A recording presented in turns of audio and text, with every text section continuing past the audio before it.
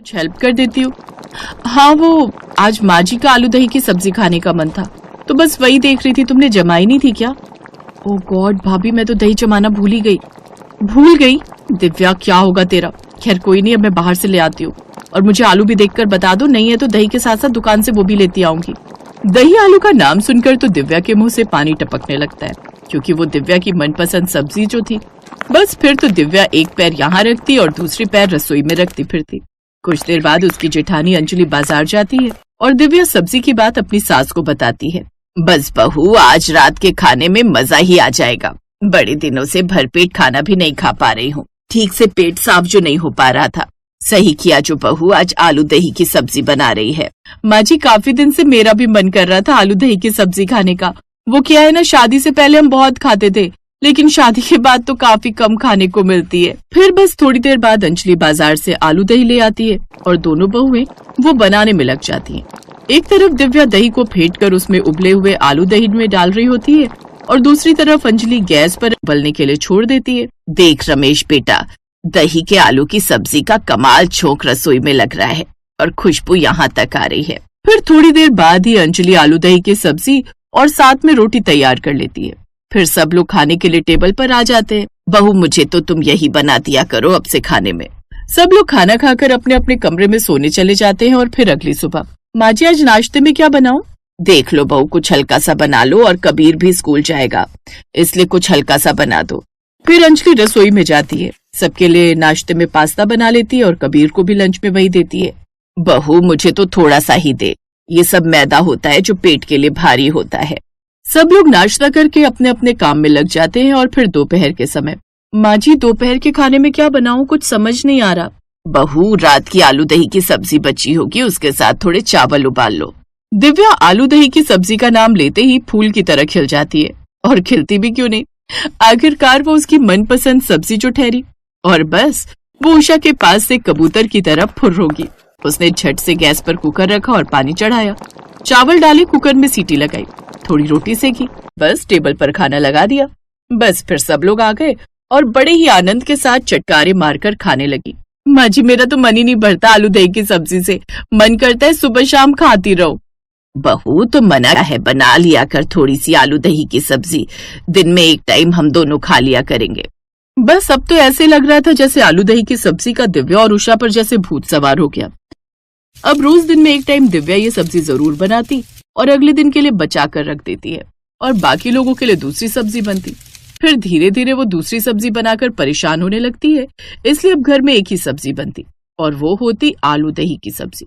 इसलिए पूरा घर दही आलू की सब्जी और साथ में चावल खाने लगा।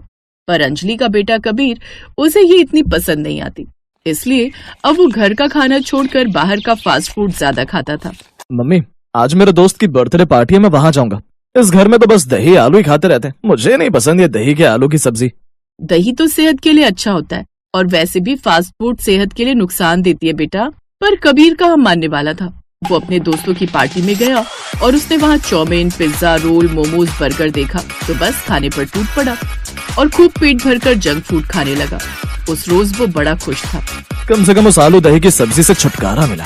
कबीर खुशी खुशी घर लौट आया, लेकिन आधी रात को अचानक उसके पेट में तेज दर्द उठने लग गया। मम्मा, मेरे पेट में बहुत तेज दर्द हो रहा है। अपने बेटे को दर्द से तड़पता देख अंजलि की आंखों में आंसू आ गए। बेटा कबीर, क्या हुआ, क्यों रो रहे हो? माँ, बहुत तेज दर्द हो रहा है पेट में। वो सभी जल्दी से कबीर को लेकर सीधा डॉक्टर के पास पहुंचे। डॉक्टर ने चेकअप किया तो पता चला कि उसके पेट में ढेर सारा मैदा जमा हुआ है। देखिए, इसके पेट में काफी सारा मैदा जमा हुआ है। इसने घर का खाना छोड़ दिया है। बाहर का खाना खाने से इसको कोई बड़ी बीमारी भी हो सकती है, और पेट भी साफ नहीं रहता इसका। इसको हाजमे की चीज खिलाओ, नहीं तो हमें इसके पेट का ऑपरेशन करना होगा। ये बात सुनकर कबीर बुरी तरह डर गया। मम्मा नहीं, मुझे ऑपरेशन नहीं करवाना, अब से मैं बाहर की चीज नहीं खाऊंगा। ऑपरेशन की बात सुनकर उषा भी काफी गुस्सा हो गई। मैं तो पहले ही कहती थी कि इसको बाहर की चीजें मत दो खाने को, ये सब मैदाई होती हैं, पर मेरी सुनता कौन है। क्यों जी कबीर बाबू, और खाने हैं रोल, पिज्जा, मोमोज, खा लो, मैं मंगा देती हूँ, खा लो। नहीं दादी, नहीं खाने, लेकिन आप लोग भी रोज रोज वो दही आलू की सब्जी बनाकर रख देते हो। अब जरूरी नहीं कि जो चीज आपको पसंद हो वो मुझे भी पसंद है। मुझसे नहीं खाया जाता वो। अगर आप मेरे लिए कुछ और नहीं बना सकते तो मुझे वो खाना ही पड़ेगा। आज इस छोटे से बच्चे ने बड़ी बात कह दी। हम लोग अपनी पसंद और नापसंद में ये भूल ही जाते हैं कि सामने वाले को भी वो चीज पसंद होगी या नहीं। और बच्चों की पसंद का तो वैसे भी बनाते रहना चाहिए ताकि वो बाहर का ज्यादा न खाएं। उस दिन के बाद से कबीर ने बाहर का खाना खाना छोड़ दिया, लेकिन साथ ही अब बड़ों को भी समझ आ गया कि बच्चों की पसंद भी जरूरी है। कबीर ने बाहर की चीज खानी छोड़ दी और घर की सब्जी रोटी खाने लगा। फिर अंजलि ने उसको आलू दही की सब्जी से रोटी दी, जिससे कबीर का पेट भी साफ रहने लगा और उसके पेट का रोग भी। और उसने बाहर का जंक फूड खाना पूरी तरह छोड़ दिया, जिससे उसका ऑपरेशन नहीं हुआ और अब वो सब खुशी खुशी रहने लगे।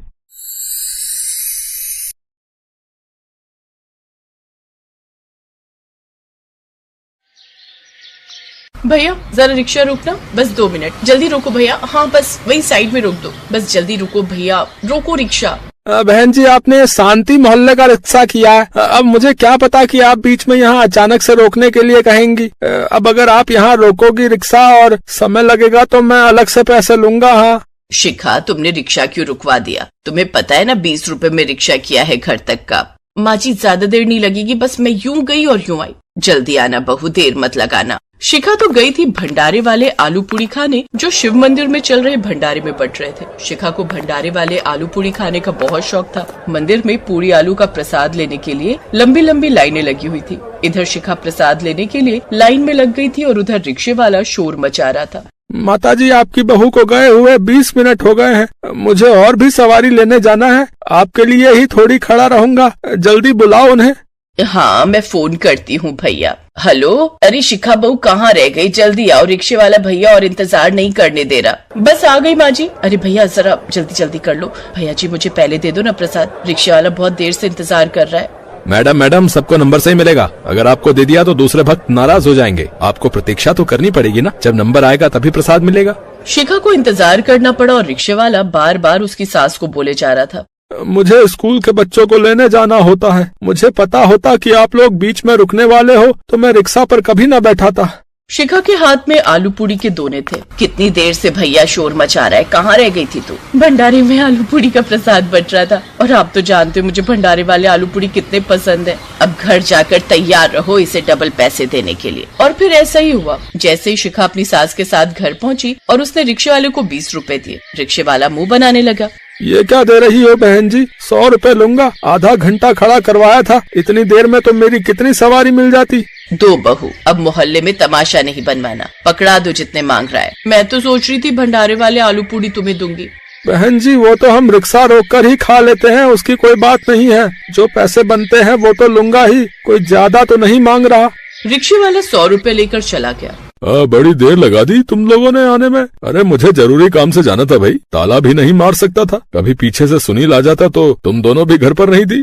थोड़ी देर लग गई, बहू रुक गई थी भंडारे वाले आलू पूड़ी खाने के लिए। माँ जी मैं हम दोनों के लिए चाय बनाकर लाती हूँ। चलो कोई बात नहीं, बहू की पसंद की चीज है। ये तो हम सभी जानते हैं कि बहू को भंडारे वाले आलू पूड़ी बहुत पसंद आते हैं, है भाई। अगले दिन पड़ोस में रहने वाली ममता के बेटे का जन्मदिन था। वो शिखा के घर इनवाइट करने के लिए आई हुई थी। आंटी जी पहले सुबह हवन होगा और उसके बाद भंडारा बांटेंगे। आलू पूड़ी बना रहे हो भंडारे में? नहीं, आलू पूड़ी का भंडारा नहीं है। हमने तो दाल, कद्दू की सब्जी, तंदूरी रोटी, खीर और रायता रखवा है। आलू पूड़ी के लिए सोनू के पापा कह तो रहे थे, पर हमने सोचा खाली आलू पूड़ी से पेट नहीं भरेगा, इसलिए ये सब रखवा लिया। ऐसी बात नहीं है ममता, भंडारे वाले आलू पूड़ी की तो बात ही अलग होती है। मुझे तो बहुत पसंद है भंडारे वाले आलू पूड़ी।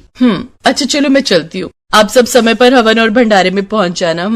शिखा तुम तो बिल्कुल ही अजीब हो बहू। अगर तुम्हें भंडारे वाले आलू पूड़ी पसंद है तो जरूरी नहीं कि हर भंडारे में तुम्हें आलू पूड़ी ही मिले। माँ जी एक ही तो चीज है जो मैं इतने शौक से खाती हूँ, और वो है भंडारे वाले आलू पूड़ी। हर किसी की अपनी पसंद होती है, सबको कुछ न कुछ व्यंजन पसंद होता है। जैसे आपको आटे का हलवा पसंद है, मैं आपकी पसंद का आटे का हलवा बनाती हूँ ना, ऐसे ही मुझे भंडारे वाले आलू पूड़ी का स्वाद पसंद है। वो कुछ अलग ही स्वाद होता है। मतलब हम कोशिश भी करें तो भी उस स्वाद को नहीं ला पाते। शायद वो कुछ स्पेशल होता है। बहू जब खाना भगवान के लिए बनता है तो उसमें स्वाद अपने आप ही आ जाता है, और भक्ति और प्रेम भाव का मिश्रण प्रसाद में मिलता है तो प्रसाद का स्वाद अत्यधिक बढ़ जाता है। इसीलिए तो भंडारे का भोजन बहुत ही स्वादिष्ट लगता है और इस स्वाद का कोई मुकाबला नहीं कर सकता। शायद आप सही कह रही हो माँ जी, इसीलिए मैं कहूँ कि मुझे भंडारे के आलू पूड़ी क्यों पसंद है, क्योंकि उनमें भक्ति और प्रेम का रस मिला होता है। आपसे भंडारे वाले आलू की पूरी की बात करते करते मेरे तो मुंह में पानी आ रहा है और जोरों की भूख लगाई है। काश मुझे इस समय भंडारे वाले गर्मा गर्म आलू पूरी खाने के लिए मिल जाए तो मजा ही आ जाए। अपनी बहू के चेहरे पर भंडारे वाले आलू पूरी की खुशी और इच्छा देखकर सुशीला मुस्कुरा तो देती है, पर उसके मन में एक बात ठहर जाती है। कह तो शिखा सही रही है, ये भी तो मेरी पसंद का आटे का हलवा बनाती है और वो बहुत स्वाद बनता है, तो मैं भी तो अपनी बहू के लिए भंडारे वाले आलू पूरी बना सकती हूँ। शिखा का जन्मदिन आ रहा है, क्यों ना मैं भंडारे वाले आलू पूरी बनाना सीख जाऊं और शिखा के जन्मदिन पर घर में एक पूजा रखवाऊं और उसमें प्रसाद में भंडारे वाले आलू पूरी बनाऊं। ये विचार अच्छा रहेगा। मेरी तरफ से अपनी बहू के लिए ये उपहार होगा। शिखा बहुत खुश हो जाएगी जब उसे अपने जन्मदिन पर उसके पसंदीदा भंडारे वाले आलू पूरी घर में ही खाने के लिए मिल जाएंगे। शिखा की सास सुशीला ने मन ही मन सोच लिया था कि अब वो अपनी बहू शिखा के लिए खाने में उसके सबसे ज्यादा पसंदीदा भंडारे वाले आलू पूरी बनाना सीखेगी और वहाँ के पुजारी जी से बात की। पंडित जी, मंदिर में जो भंडारा बनाते हैं आलू पूरी का, आप मुझे बता सकते हो वो कौन से हलवाई बनवाते हैं? हाँ हाँ, क्यों नहीं, मेरे पास रामलाल हलवाई का नंबर है। हमारे शिव मंदिर के लिए तो हमेशा से वही पूड़ी आलू बनाते आए हैं। बहुत स्वादिष्ट प्रसाद बनाते हैं वो। अच्छा, तो आप मुझे नंबर दे ही दो पंडित जी। पंडित जी ने सुशीला को रामलाल हलवाई का फोन नंबर दिया और सुशीला रामलाल हलवाई के घर पहुंची। वहां जाकर सुशीला ने रामलाल हलवाई से पूड़ी आलू बनाने की विधि पूछी।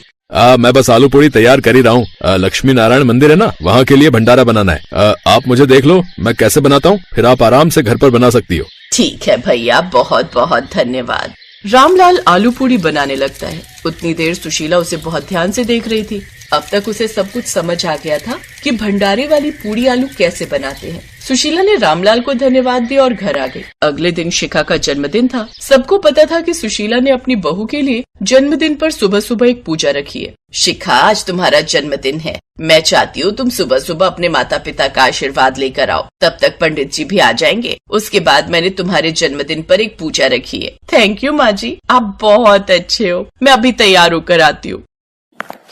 सुनील, 11 बजे से पहले बहू को घर मत लाना, मैंने उसके लिए एक सरप्राइज रखा है। ठीक है माँ, वैसे मैं बहुत हैरान हूँ, आप आज शिखा की पसंद के भंडारे वाले पूड़ी आलू घर पर बना रहे हो। ऑल द बेस्ट माँ।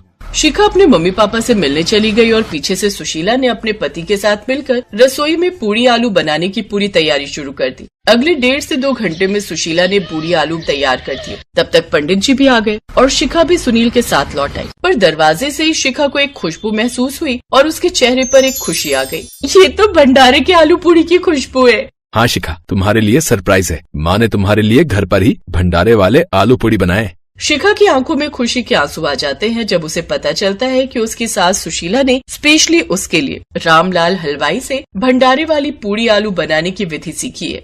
शिखा की खुशी का ठिकाना नहीं था। वो इतने स्वाद से पूड़ी आलू खा रही थी कि कुछ पूछो मत। माँ जी, आपने तो सेम टू सेम भंडारे वाले आलू पूड़ी घर में ही बना दिए। अब आप मेरे लिए हमेशा यही बनाना और मुझे भी सीखने हैं बनाने। जरूर बहू, आज मेरी बहू अपने जन्मदिन पर खुश है, ये देखकर मैं भी बहुत खुश हूँ। मेरी बहू को कभी किसी की नजर ना लगे। सदा खुश रहो, भगवान तुम्हें लंबी आयु